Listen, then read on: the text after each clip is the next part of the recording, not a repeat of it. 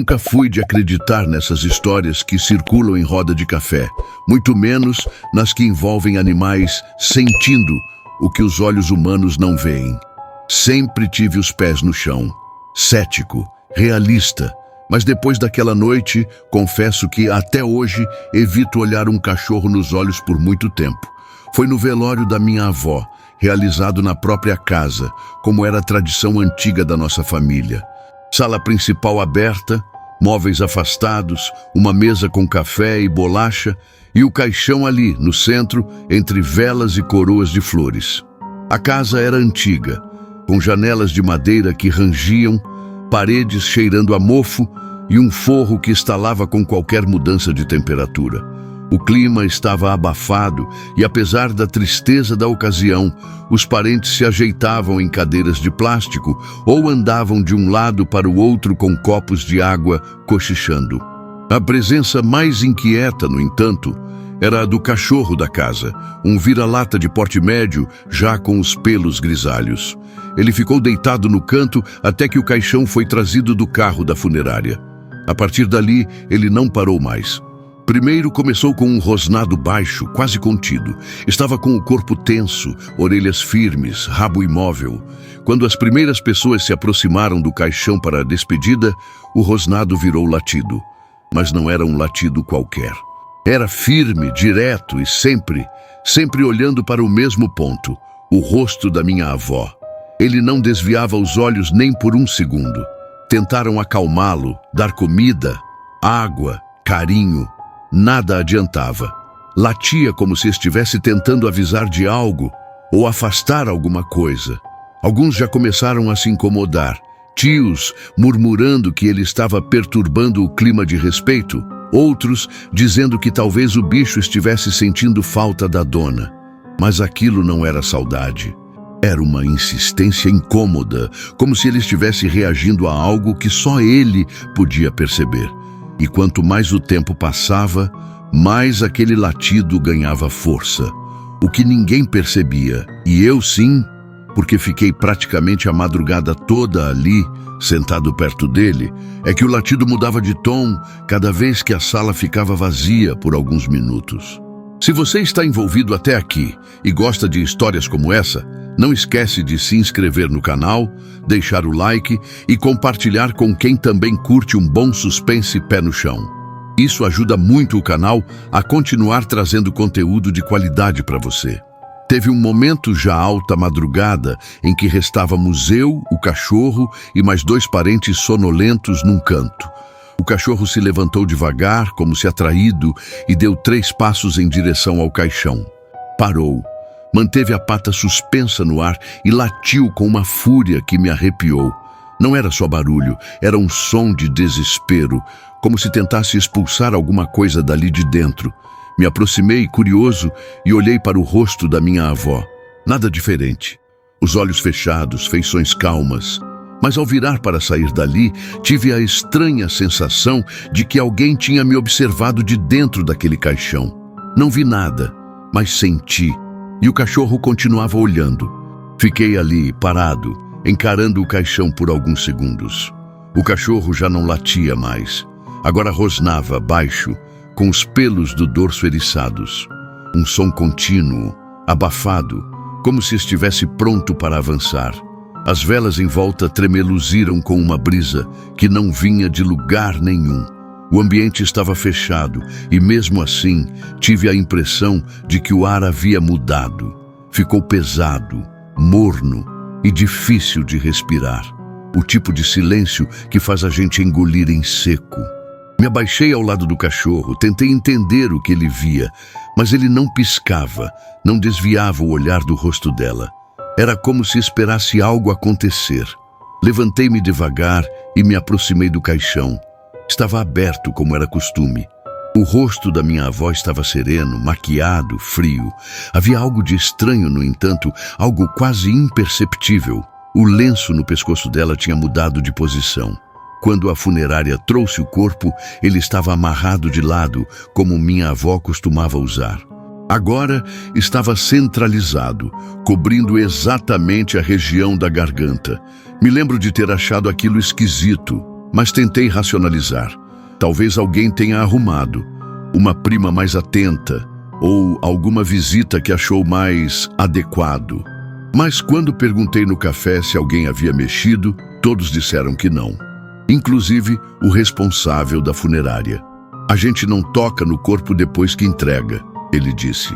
Principalmente se já está posicionado no caixão. A sensação de incômodo aumentou. Voltei para a sala. O cachorro estava deitado agora, mas com os olhos arregalados, quase sem piscar. E então aconteceu uma coisa que me travou completamente. Uma das velas ao lado do caixão apagou sozinha. Nenhum vento, nenhum movimento brusco. Apenas se apagou. De repente, silenciosamente. Fui até lá instintivamente. Quando me abaixei para acender a vela, ouvi o cachorro começar a ganir. Um som agudo, curto, que eu nunca tinha escutado sair dele. Virei o rosto na direção dele e no mesmo instante, a outra vela apagou. Só sobraram as luzes fracas da sala, vindas de um abajur no canto e da claridade morta do corredor. Aquilo gelou minha espinha. Levantei devagar e quando olhei para o caixão de novo, vi que o lenço no pescoço da minha avó estava torto outra vez. Me afastei, coração acelerado, tentando dar alguma explicação lógica para aquilo. Ninguém estava mexendo no corpo. Não havia vento. E mesmo que houvesse, como um lenço amarrado poderia simplesmente mudar de posição sozinho. Me sentei, inquieto. O cachorro então fez algo que nunca tinha feito naquela noite. Soltou um uivo longo, não um latido, um uivo mesmo, como se estivesse se despedindo de alguém, ou alertando. Acordou quem dormia, assustou quem ainda estava acordado. A tia que dormia num dos sofás acordou assustada, perguntando se tinha acontecido alguma coisa. Disfarcei. Disse que o cachorro estava agitado, só isso. Mas o clima já tinha virado. Todos estavam desconfortáveis. O velório, que até então era silencioso e solene, se tornou tenso. Ninguém queria mais ficar na sala sozinha. Até que uma das primas, mais supersticiosa, decidiu cobrir o rosto da minha avó com o próprio lenço. Disse que achava mais respeitoso. Achei estranho, mas não discuti. Talvez fosse melhor assim. Talvez fosse o que aquele cachorro queria. A partir do momento em que o rosto dela foi coberto, o cachorro finalmente se calou. Não latiu, não rosnou, não uivou. Apenas se deitou no canto da sala como se tivesse encerrado uma vigília. Mas a tranquilidade não durou muito tempo. Cerca de meia hora depois, quando a movimentação na casa havia diminuído e os parentes cochilavam em cadeiras improvisadas, notei que algo estava errado. Não com o ambiente. Comigo, era como se eu tivesse levado um choque e meu corpo permanecesse em estado de alerta constante. Os olhos ardiam, o peito pesava e a cabeça girava como se estivesse sendo observada de vários pontos ao mesmo tempo. Me levantei, fui até o banheiro para lavar o rosto e ao voltar, no exato instante em que pisei no corredor estreito que dava acesso à sala principal, ouvi o estalo do piso de madeira, um barulho seco, único, forte. Parei. Esperei que alguém dissesse algo. Nada. Virei devagar para olhar a sala. Todos dormiam, inclusive o cachorro. Mas ali, perto do caixão, o lenço havia escorregado.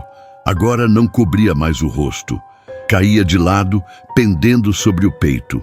E por mais que eu me obrigasse a pensar racionalmente, juro que naquele momento o ar na sala parecia mais frio. Não um frio comum. Era um tipo de ausência de calor, como se o espaço tivesse sido drenado por completo. Me aproximei, hesitante. Olhei o rosto da minha avó. Estava como antes, mas o lenço parecia ter sido retirado com delicadeza, não escorregado por acaso. Mais uma vez, o cachorro se levantou. Não latiu dessa vez. Apenas caminhou até o caixão, parou diante dele e deitou-se com o focinho voltado para cima, como quem ainda aguardava algo. Nesse momento, olhei para o relógio da parede. Eram 4h26 e uma lembrança me atravessou como um raio. Minha avó sempre dizia que quem parte termina de ir embora às 4h30 da manhã. Era uma daquelas frases que a gente ouve, mas nunca anota. Agora fazia sentido de um jeito estranho. Olhei de novo para o cachorro. Ele também olhava para o relógio. Os ponteiros andavam lentos, precisos, frios. E então, exatamente às 4h30, o cachorro levantou, andou até a porta da sala e deitou-se ali, voltado para fora. Não voltou mais para perto do caixão. O lenço permaneceu onde estava. Nenhuma vela apagou. Nenhum estalo se ouviu. O clima estranho pareceu se dissipar como fumaça. Os que estavam dormindo começaram a acordar devagar, sem pressa, e aos poucos a casa voltou a parecer comum, mas eu sabia que não era. Nada daquilo tinha sido comum. Fui o último a sair da sala quando o dia começou a clarear. O cheiro de vela gasta e flores já passadas enchia o ar. O cachorro, agora tranquilo, ainda deitava na porta, respirando com cansaço. Não parecia assustado, parecia exausto, como se tivesse cumprido um dever, ou talvez se livrado de algo. Passei por ele devagar e sentei do lado de fora da casa, no degrau da varanda, tentando entender o que exatamente tinha acontecido naquela madrugada. Quando os funcionários da funerária chegaram, por volta das 7h, para levar o caixão até o cemitério, fui o único que pediu para entrar com eles na sala. Precisava ver com os próprios olhos se havia alguma coisa de diferente no corpo. Os outros parentes se mantiveram afastados, já conformados com a perda. Quando os homens se aproximaram do caixão para fechar a tampa, algo curioso aconteceu. Um deles, experiente, olhou para o lenço e disse em voz baixa que aquilo não estava ali ontem. Perguntei o que ele queria dizer. Ele explicou que durante a preparação não usaram lenço nenhum no pescoço. Estava tudo normal, camisa abotoada, colarinho limpo. Isso aí alguém colocou depois. Eu apenas balancei a cabeça. Não fazia sentido discutir, mas por dentro a dúvida martelava. Aquele lenço teria sido mesmo colocado depois? Ou ele surgiu ali por outro motivo e porque ele se movia toda vez que o cachorro reagia? No enterro, o cachorro não foi. Ficou na varanda como se sua parte já estivesse feita. O enterro foi tranquilo, simples, mas o olhar de algumas pessoas deixava claro que a noite anterior não tinha passado despercebida. Todos sentiam que havia algo estranho no ar, mesmo que ninguém ousasse dizer em voz alta. Na volta para casa, fui o último a entrar. Passei a mão na cabeça do cachorro, que me olhou com aquele olhar de quem entende tudo, mas não pode explicar nada. Depois daquele dia, ele nunca mais entrou na sala onde o velório aconteceu. Nenhuma vez. Mesmo quando eu o chamava, ele parava na porta e voltava para trás. Se insistisse, rosnava. E o mais estranho, às vezes à noite, ele voltava a uivar sozinho, olhando para o mesmo ponto onde o caixão ficou durante a madrugada. Um canto vazio da casa. Um espaço que desde então parece carregar algo que ninguém vê. Só ele. Com o passar dos dias, a rotina foi voltando aos poucos. Os parentes voltaram para suas cidades, a casa voltou ao seu silêncio habitual e eu fiquei responsável por organizar os pertences da minha avó. Ela morava sozinha e quase tudo na casa tinha o cheiro dela. Talco, sabonete de lavanda, roupas dobradas com capricho dentro do guarda-roupa. Mas mesmo com a luz do dia entrando pelas janelas, a sala onde o velório aconteceu parecia permanecer em outro tempo. O ar lá dentro era sempre mais frio. O cachorro evitava a área por completo. E eu comecei a sentir um incômodo constante toda vez que passava por ali, como se estivesse sendo vigiado. Fui juntando os objetos que seriam doados, limpando gaveta por gaveta. Em uma das últimas, dentro de uma cômoda antiga, encontrei uma pequena caixa de madeira com chave. Estava trancada. Achei a chave numa latinha de botões dentro do armário do corredor. Quando abri a caixa, vi que não havia joias nem documentos. Só uma única foto em preto e branco, já desbotada. Era minha avó mais jovem, ao lado de um homem que eu não conhecia. Os dois estavam diante de uma casa antiga, com um cachorro ao lado. Não o mesmo de agora, mas muito parecido. No verso da foto, escrito a lápis, lia-se apenas uma frase: "Ele sempre soube". A frase ficou na minha cabeça por dias. A primeira coisa que pensei foi: quem era ele? O cachorro? O homem da foto? Ou os dois? E o que ele sabia?